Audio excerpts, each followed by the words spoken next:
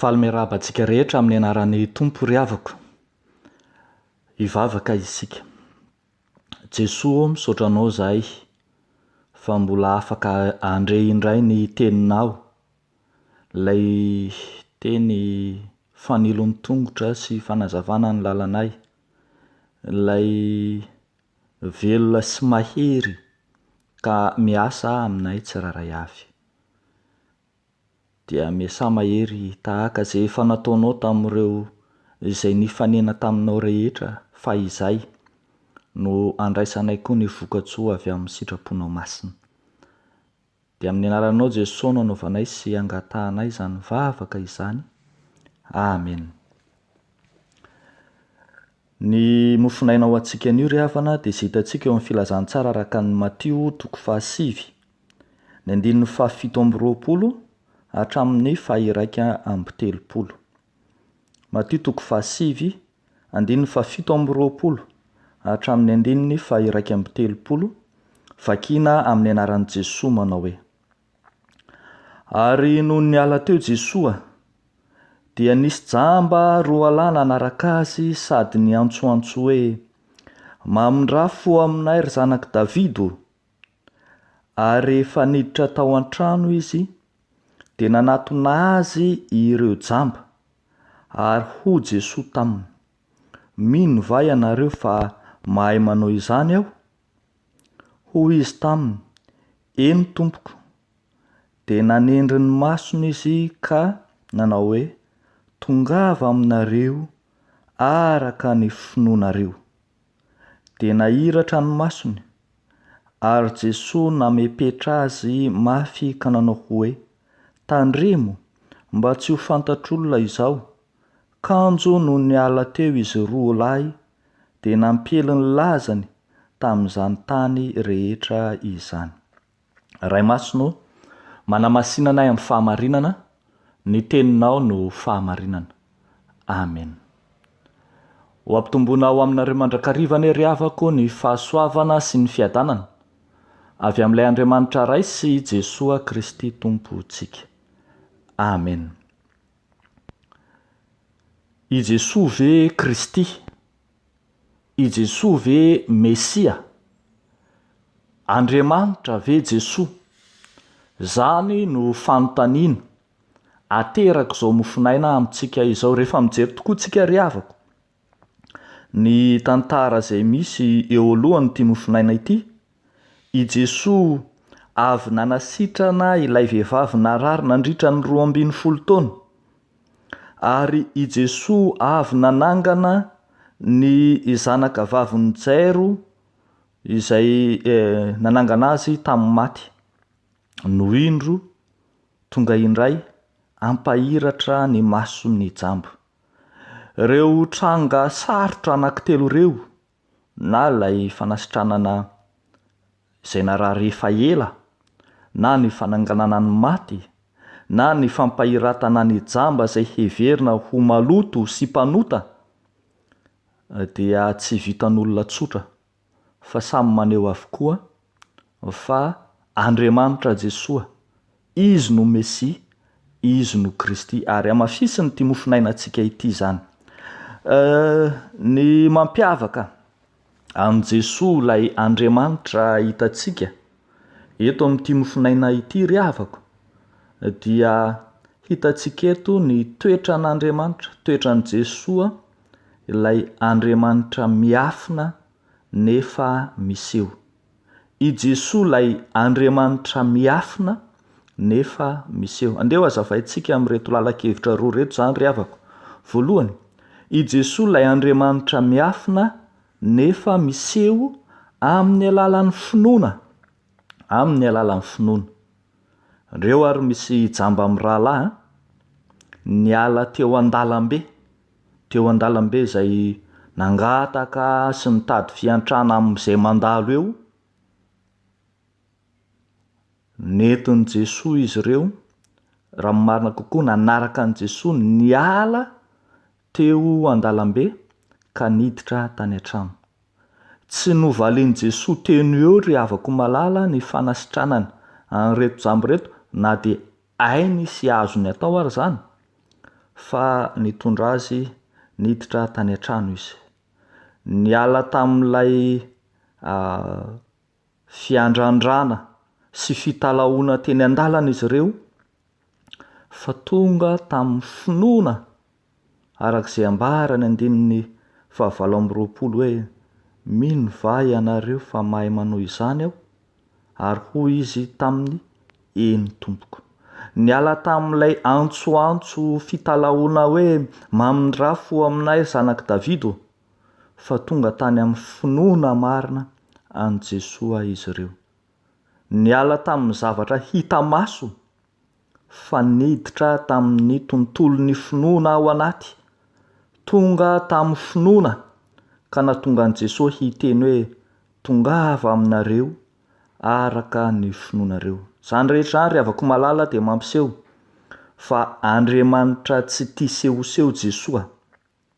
Andriamanitra miasa anaty fahanginana izy, ary dia mampandefitra ny fombafomba sy ny endrika ivelany sy izay rehetra hamaritan'ny olona ny antsoina hoe finoana na ny fivavahana.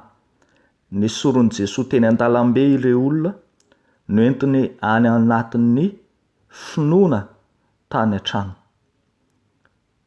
Nisoron'i Jesoa amin'ny fanantenana sy ny fanorenana ny finoany amin'ny zavatra hita maso tahaka ny fanaon'ny jiosy toy n'ilay mitalao an-dalambe manao hoe mamindrafo aminay ry zanaky Davido, fa tsy izany ihany, fa tahaka ny fanao sasany izay mivavaka an-dalambe eo amin'ny rindrin'ny fitoamaniana ho hitan'ny olona rehetra manao hoe zany izay raha mivavaka, na ihany koa tahaka ny fitondrana ny filakitery eny amin'ny tapikandrina na amin'ny sandro ho hitan'ny olona sy hitan'ny masom-bahoaka fa reny ny tena mpivavaka, reny ny tena masina. Tsy ry havako. Tsy ny fandoliana na ny firotsahan'ny ranomaso na arak'izay tenenan Jesoa hoe mampisaotisaoty ny tavany akory no amaritana ny antsoina hoe fivavahana, fa ny finoana marina. Ny finoana dia ilay fihaonana marina amin'ny Jesoa ilay Mesia, ilay Jesoa Kristy, ilay inoana fa mahefa ny zavatra rehetra. Ary zany no tazantsika ry havana eto. Andriamanitra aloha izay vao vahaolana. Ny fitadiavana an'Andriamanitra aloha vao ny fitadiavana ny vahaolana. Andriamanitra aloha vao fanasitranana. Andriamanitra aloha vao ny fampahiratana. Dia tsy inona tsy akory fa ny finoana azy ho Andriamanitra aloha, ho Mesia, ho Kristy, dia anaraka ho azy ny fanasitranana. Ary zany no hitantsika eto, hoy izy hoe tongava aminareo araka ny finoanareo dia nahiratra ny masony. Ny finoana aloha vao ny fampahiratana. Rehavako malala, Andriamanitra miafina nefa miseho amin'ny alalan'ny finoana Jesoa Kristy. Ao amin'ny finoantsika azy no ahitantsika azy marina. Ao amin'ny finoantsika azy no ifanenantsika sy ahitantsika ny fampitoniana sy ny fitsaharana sy ny fanasitranana ary ny vahaolana rehetra. Amin'ny finoantsika no ahitantsika ny fanantenana. Fa ny zavatra faharoa izay hitantsika amin'ity mofinaina ity ry havana dia ny hoe i Kristy ilay Andriamanitra miafina nefa miseho amin'ny alalan'ny fitoriana. I Kristy ilay Andriamanitra miafina nefa miseho amin'ny alalan'ny fitoriana. Nataon'i Jesoa niafina na mangina ny asa-pamonjena. Nataon'i Jesoa niafina ny fanasitranana, ny fampahiratana ireto jamba-roalahy fa tsy nataony teny an-dalambe. Fomba n'Andriamanitra miafina nefa miseho mihitsy miverimberina ao amin'ny filazantsara ilay hoe namepetra mafia sy ilay hoe tandremo mba tsy ho fantatr'olona izao. Misy miverimberina ny hoe aza lazalazaina, tena fomba n'Andriamanitra miafina izany, fa miseho kosa zany rehefa tonga manambara sy mitory zany zava-miafina sy zany zava-tsarobidy zany ny olona.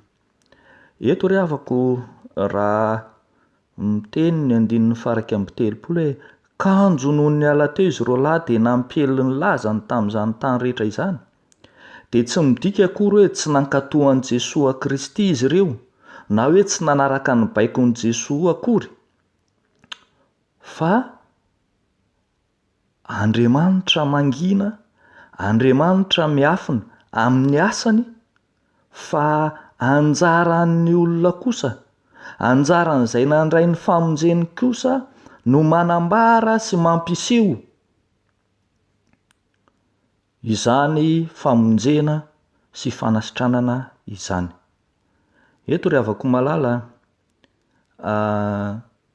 raha nangataka ny hositranina, ny ampahiratana ireto jamba ireto, dia eto indray Jesosy no mba mangataka amin'izy ireo ny hanajana ny lalànany sy ny mahizy azy an'Andriamanitra, ilay Andriamanitra miafina nefa miseho.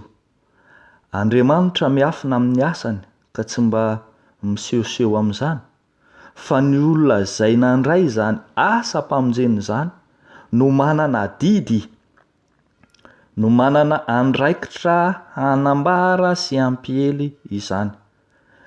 Dia indro tazantsika eto fa raha niala teo an-dalambe toeram-pangatahana izy mirahalahy teo aloha izay jamba, dia indro niverina ao amin'izany toeran'izany izy ka lasa seha-pitoriana, eny mihoatra aza fa tsy teo amin'ilay toerana nangatahana irery intsony no nitoriany, fa hoy ny voalaza hoe nampihely ny lazany tamin'izany tany rehetra izany.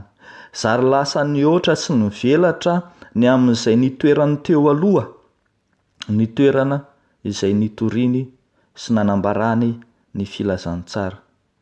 Maneho fanekena, fiara-miasa amin'Andriamanitra ry havako, ny fampielezana ny filazantsara, maneho fanekena fandraisana anjara amin'ny maha olom-boa vonjy, na ny fandraisana anjara ny olom-boa vonjy hanaiky hiara-hiasa amin'Andriamanitra.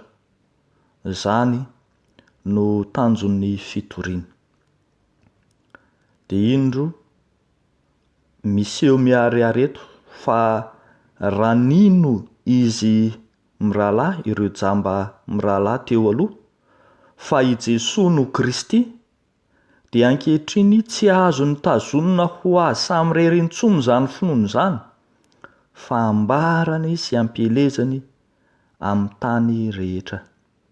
Ry havako malala ao amin'ny Tompo, fandraisana anjaran'ny mpino ho mpiombon'antso amin'ny finoana any Kristy, ny fampielezana ny filazantsara, fanehoana fa manana adidiny mpino eto amin'izao tontolo izao, hizara sy hanambara izany amin'ny hafa, ary indrindra ahatonga antsika lasa ho sehatra hiaingana ny fitoriana ny filazantsara manerana izao tontolo izao. Ry havako malala amin'ny Tompo, Andriamanitra miafina nefa miseho i Jesosy Kristy, miafina ny fombany, fa isika kosa no ampihely izany. Ary izany no antony fidianan'Andriamanitra mpiara-miasa samy hafa hitory sy hanambara ny filazantsara, ampiseho izany mahizy azy an'Andriamanitra izany. Dia ho an'Andriamanitra irery ihany ny voninahitra, amintsika kosa ny hery sy ny fahefan'ny tenin'Andriamanitra. Amen. Hivavaka isika. Misaotra anao izay Andriamanitro rainay amin'ny alalan'i Jesosy, ilay Andriamanitra miafina nefa miseho, miafina amin'ny finoana no ahitanay sy andrandranay anao, fa manana didy kosa izay ampiseho sy hanambara ny filazantsara anao amin'ny tany rehetra sy amin'ny olombelona rehetra. Ankehitriny Jesosy dia entinay ambavaka ny fiangonanao, entinay ambavaka ny firenenay, ny vahoaka, ny mpiray tanindrazana, mivavaka izay ho an'ny isa-tokantrano, ho an'ny ankohonana rehetra, ireo izay manana ny marary n'aiza n'aiza misy azy, ireo izay ao anatin'ny alahelo sy fahoriana, ireo izay manana olana samy hafa entinay eo anatrehanao. Ry Jesosy Kristy mpiaino vavako, miaino ka mamalia araka ny hampianindra fonao. Amin'ny anaranao Jesosy Kristy no anaovanay izany vavaka izany. Amen.